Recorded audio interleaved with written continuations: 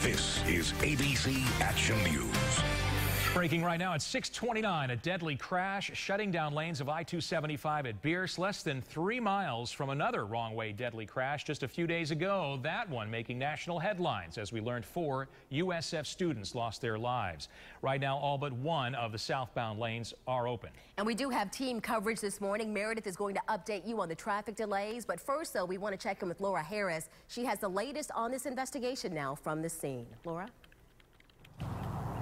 Dan, as we speak, they're opening up that final lane of the southbound lanes that has been closed. That deadly accident, just amazing pictures we have to show you. But first, I want to tell you something. If you look at this light pole right over here, that's about 300 yards away from, if you take a look over there, where that accident ended up resting.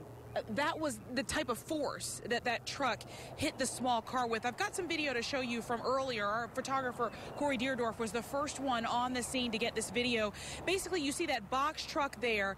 It was traveling in the southbound lanes going the right way, and then that sedan was going northbound in the southbound lanes. They both collided. The person in that small car, they did die. There were 2 people, 2 males inside the box truck.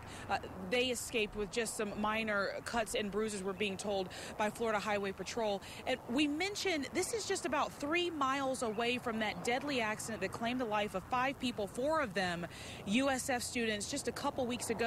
And Florida Highway Patrol is telling me the difference between that crash and this crash, of course, is that there were survivors.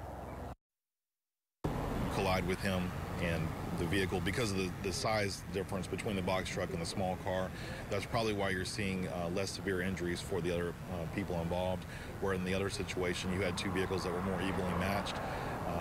And so the crash occurs just north of Bearss Avenue, but they come to final rest here because, again, the momentum of the truck pushes the Honda out of the way.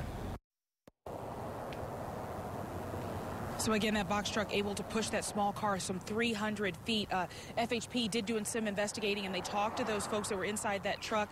They said basically they were just driving, and all of a sudden the car came up over the hill.